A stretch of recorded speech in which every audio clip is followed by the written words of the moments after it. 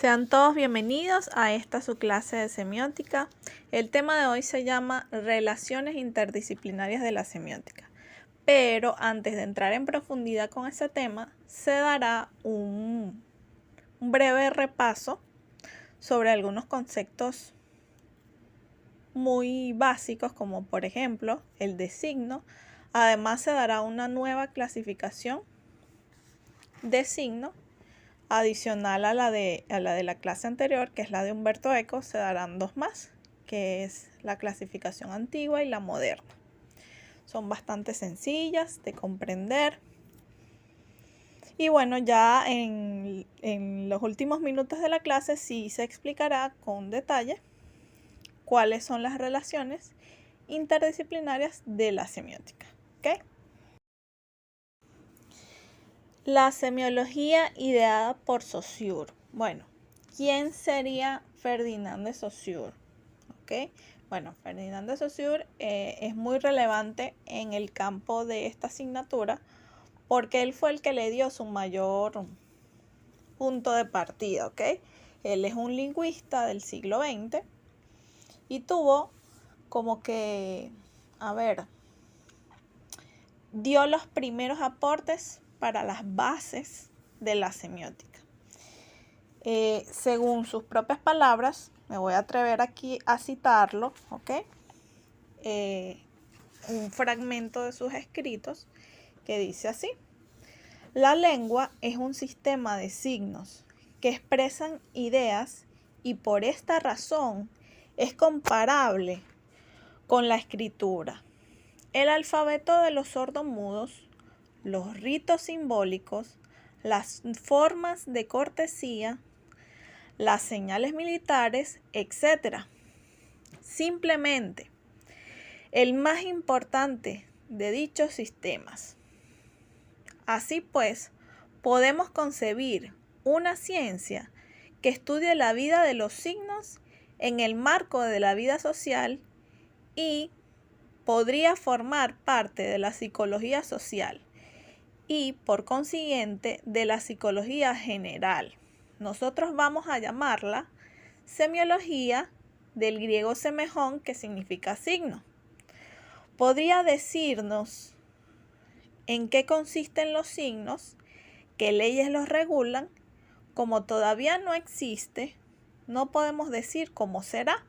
No obstante, tiene derecho a existir y su lugar está determinado desde el punto de partida. No sé si se entiende lo que se quiere decir aquí, pero yo se los voy a intentar explicar con mis propias palabras. Este lingüista previno la creación de la semiótica, solamente que en sus inicios él la llamó semiología, ¿ok? Por eso dice del griego semejón, que significa signo. Él describió o dio la primera definición que existe de semiótica, ¿okay? Solamente que la llamaba semiología, ¿okay? Dio ese primer paso. Fíjense que aun cuando todavía no existía esa ciencia, él dice: como todavía no existe, no podemos decir cómo será. No obstante, tiene derecho a existir y su lugar está determinado desde el punto de partida. Por eso se dice que él es como que uno de los precursores de la semiótica y el que le dio su primera definición y sus primeros pasos, ¿ok? Bueno, muchachos, y ustedes dirán, ¿cómo se dice, profesora? ¿Semiología o semiótica? Bueno, vamos a partir desde el área de la etimología, ¿ok? Si partimos desde allí, ¿qué significa el origen de la palabra? Bueno, semaino es un vocablo griego que significa mostrar, dar la señal, indicar o significar. De allí se deriva semiosis, que quiere decir la acción de indicar o señalar. También se deriva de allí semiotique, o sea, la técnica o el arte de señalar. Mientras que semiología viene de semeion, que significa signo, y logos, tratado o pensamiento. O sea, logos significa tratado o pensamiento. Estos dos nombres se originan en las mentes de quienes sentaron las bases. La semiótica, fundada por Charles Peirce, y la semiología, ideada por Saussure. Y ustedes dirán, bueno, ¿son diferentes la semiótica y la semiología? En realidad, se trata de un mismo saber con diferentes tradiciones y nominaciones. Sin embargo, hay quienes se atreven a desligarlas. Por ejemplo, Rossi Landi propuso que la semiótica fuera una ciencia general de los signos, mientras que la semiología sería una disciplina particular que buscaría describir los fenómenos presentes en los signos. Pero, de manera general, cualquier otro autor la utilizaría como sinónimos, ¿ok? Son lo mismo. Solamente que autores como Rossi y Landi las desligan, pues. Desde su punto de vista son dos cosas similares, pero no iguales. Entonces, el resto del mundo sí las considera sinónimos. Bueno, pero entonces, ¿qué es un signo? Bueno, un signo es un elemento que se percibe por medio de los sentidos y se refiere a otro elemento. Según Umberto Eco, un semiólogo italiano, un signo se refiere a la unidad mínima de significado de una representación. Esa representación puede ser de manera oral, puede ser gráfica, puede ser gestual o puede ser lingüística. ¿Okay? El signo representa a otra cosa. Y bueno, profesora, ¿nos puede decir de nuevo qué es la semiótica? Bueno, como anteriormente les estuve explicando, quizás con otras palabras, la definición de semiótica. La semiótica, valga la redundancia, es la disciplina cuyo objeto de estudio principal es el signo. La semiótica está destinada a hablar del sentido de la significación, de los significados sociales, de las interpretaciones individuales. ¿Ok? Aquí en la semiótica es importantísimo el contexto, ¿ok? Porque dependiendo del interpretante y del contexto en el que se digan las cosas, va a tener un sentido u otro, ¿ok? Porque existe en el lenguaje y en los signos, existe algo que se llama polisemia. ¿Qué es la polisemia? Bueno, si buscamos la etimología de la palabra polisemia, vemos que poli quiere decir varios, muchos. Y semia tiene que ver con significado. Entonces, polisemia es que una palabra tenga múltiples significados o varios significados, ¿ok? De eso se trata. Entonces, dependiendo de ese contexto, como les venía diciendo, una palabra puede tener un significado u otro. Por ejemplo, si yo les digo corazón o les muestro un dibujo sencillo de un corazón, ¿verdad? Lo primero que puede venírsele a la mente a alguien de Occidente puede ser el amor, ¿no? Ay, el amor, el corazón, el significado romántico. Pero si nos vamos al diccionario, buscamos la primera definición de corazón, vamos a tener que es el órgano que con sus latidos hace que se bombee la sangre por el resto del cuerpo humano. Entonces vemos como una misma palabra puede variar de significado dependiendo del contexto. ¿Ok? Eso es un ejemplo sencillo. En esta asignatura el concepto más repetido por siempre es la definición de signo. Y se las repetiré de diferentes maneras, en diferentes contextos. ¿Ok? Porque así como es de repetido, es de importante. Bien, ¿qué es un signo? Un signo es una cosa que está en lugar de otra. A los ojos de alguien bajo ciertos aspectos o capacidades. Es aquello que percibimos con nuestros sentidos y que nos transmite una información. Y aquí les doy como unas especies de gráficos o de ilustraciones que hacen referencia a algún signo. Por ejemplo, en la primera imagen está una mujer mirando una computadora y pensando algo. Pero en esa nube de pensamiento está un signo de interrogación.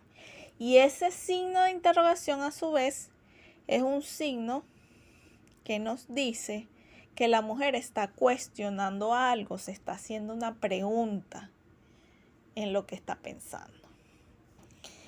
La palmera. La palabra palmera, en el segundo ejemplo, nos da la idea de una planta de tronco alto y con hojas largas. ¿Okay? Como les decía en la definición anterior, un signo es una cosa en lugar de otra. Aquí tienen un ejemplo clave. Un dedo encima de los labios significa silencio, obviamente, tal como lo pensaron. La vestimenta de una persona, en este caso, nos indica género, edad, condición y circunstancias sociales.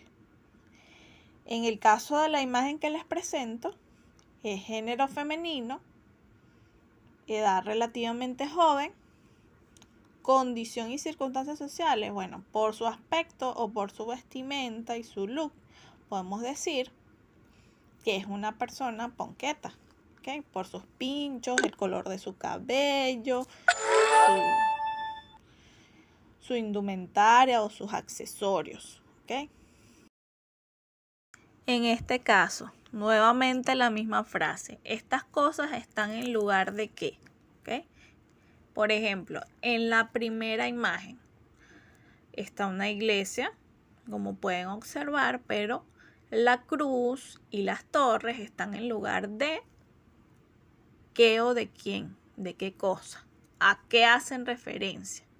Esa cruz, obviamente o lógicamente, indica la divinidad o la creencia en el Dios del cristianismo, ¿verdad? En el Dios universal, en el Dios de los católicos. Las torres, por su altura, se relacionan con la parte celestial. Entonces, los signos son cosas que están en lugar de otras, ¿okay? Representan a algo que no está, pero que sí existe. Ok, en el segundo ejemplo tenemos a un niño entregando unas rosas, o una rosa, mejor dicho. Las manos de un niño entregan rosas. Ajá, una cosa en lugar de otra. Una rosa en lugar de qué. A ver, piensen. ¿A qué les hace referencia? Al amor, ¿verdad? A la belleza, a un regalo de afecto, de muestra de cariño, de amor, ¿verdad? Entonces, rosas en representación de amor. Entonces, las rosas son un signo de ese amor. Vuelvo al concepto que les di al inicio. Un signo es algo que está a los ojos de alguien. Y aquí en la primera imagen vemos un árbol que está caído. Entonces, si nadie escucha el ruido de un árbol al caer, no se entera de qué pasó, ¿verdad? Vemos en la segunda imagen una llamarada de fuego. Si nadie ve el humo producido por el fuego, nadie se entera si hay un incendio, etcétera, etcétera, etcétera. Así como en la anterior, nadie se entera si hubo un accidente, si alguien se golpeó. Entonces, el humo causado por el fuego o el ruido se consideran signos. ahí se las dejo para que analicen, porque eso ya deberían saberlo por la definición anterior que les di en clases pasadas, la clasificación que les di del signo de Humberto Eco y su respectiva explicación que les di de manera presencial. Otra vez hago referencia a la definición que les di. Un signo es algo que está, etcétera, etcétera. Y hay un pedacito de esa definición que dice que está bajo ciertos aspectos o capacidades. ¿Ok? ¿Qué aspecto tiene ese perro que aparece en la primera imagen? Bueno, ¿es un dálmata o no es un dálmata? Ahí se las dejo. ¿Qué aspecto tiene la imagen del señor de lentes? ¿Tiene aspecto de policía? Ahí ustedes me dirán. La tercera imagen que aparece de esas manos allí atadas, ¿tiene aspecto de ser una persona atada por la fuerza? Ustedes me dirán nuevamente.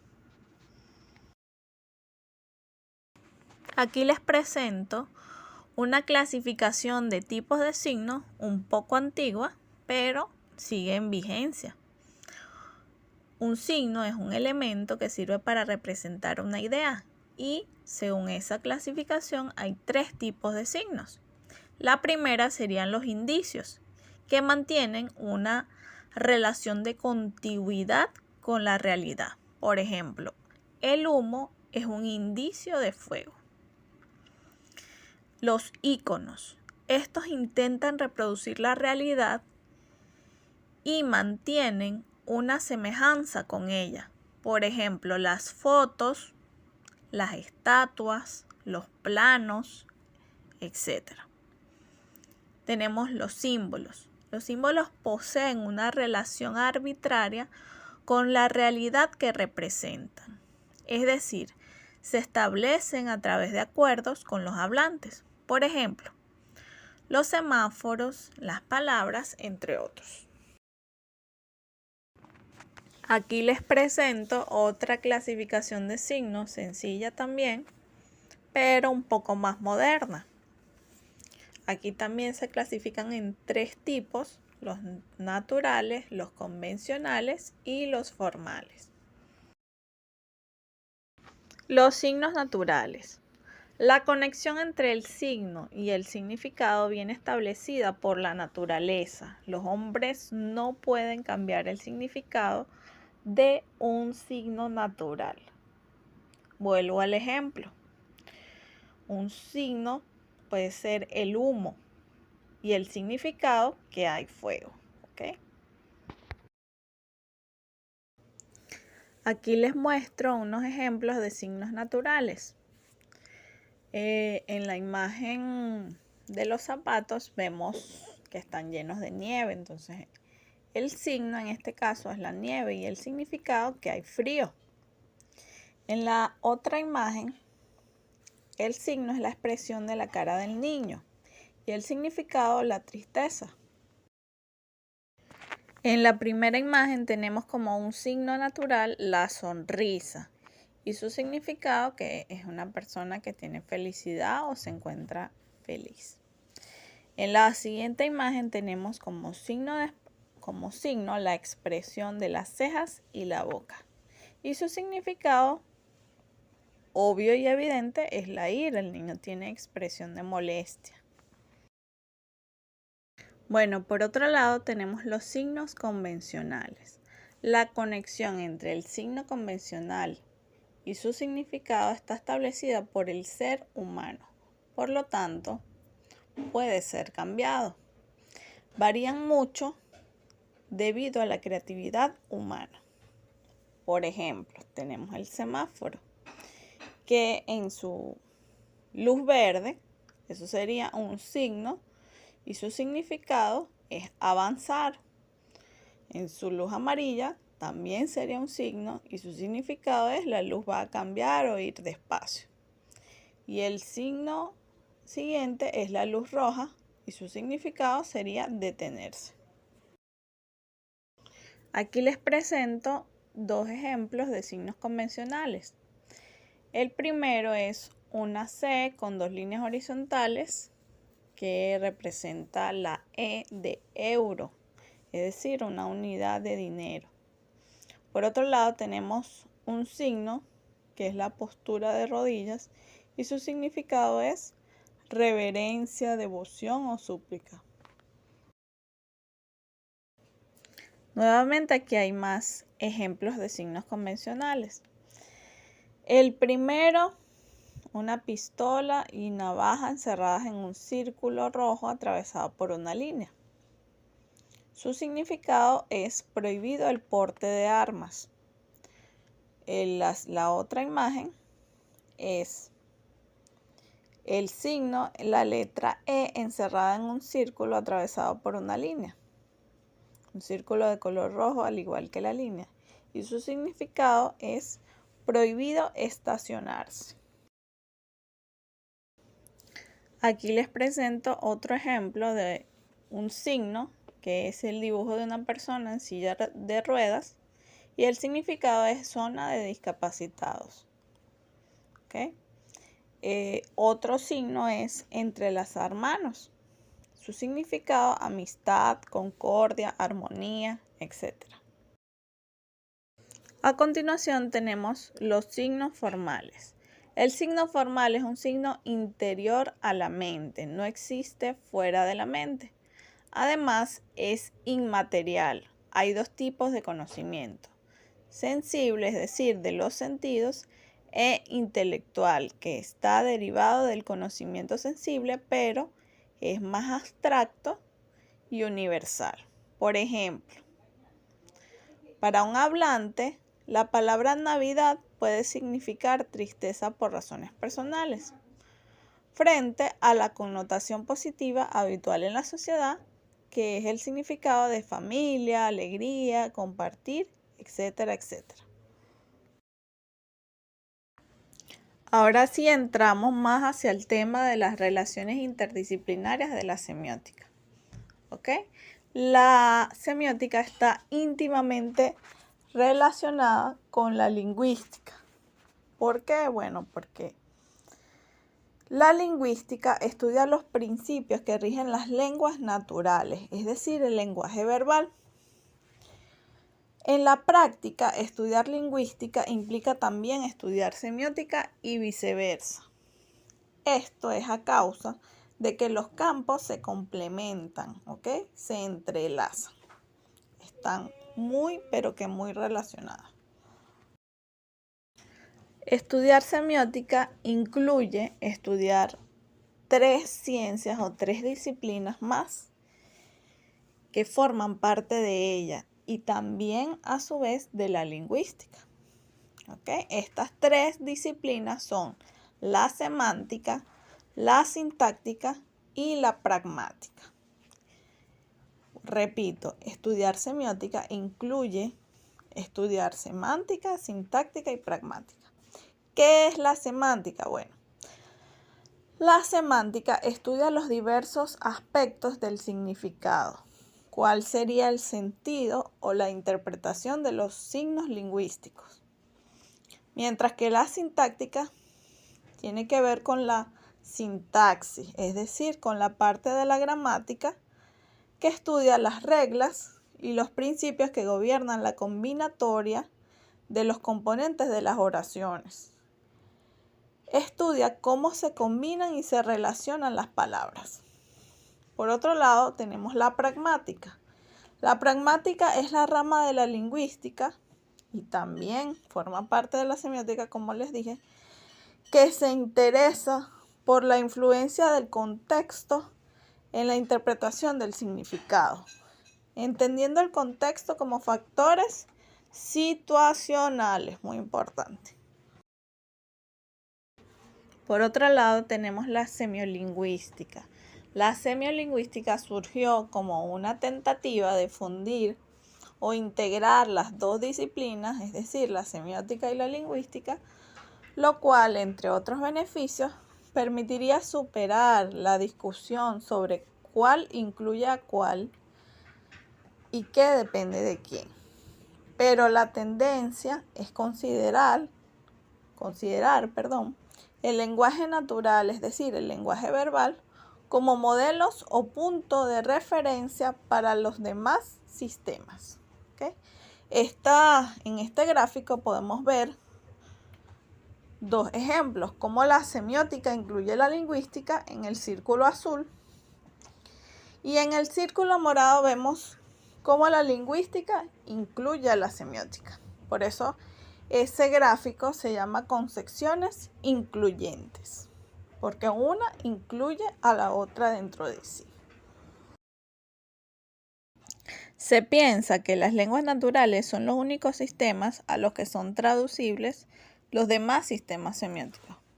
¿Qué quiero decir con esto? Bueno, que los signos de cualquier índole son traducibles al lenguaje verbal. ¿Ok? Ciertamente es muy difícil concebir un sistema semiótico, cualquiera sea la naturaleza de los signos que lo constituyen, que no tenga como referencia el lenguaje verbal o que no sea traducible a él. Pero al menos desde una perspectiva teórica, ¿por qué no pensar que todos los sistemas de comunicación y significación tengan la misma posibilidad de ser estudiados autónomamente, sin tener que acudir al modelo lingüístico? Esa es la idea, concebir una semiótica como ciencia autónoma. Lo mejor sería respetar la autonomía tanto de una como de otra disciplina, con objetos y campos propios, pero dentro de una complementariedad y aceptando que se cruzan o se encuentran en varios puntos. Es aquí donde podría pensarse en la semiolingüística como lo ilustran las figuras. La semiótica por un lado, la lingüística por el otro, y hay un punto en común donde se tocan, y ese punto donde se tocan y se complementan, surge la semiolingüística como concepción de complementariedad. ¿Ok?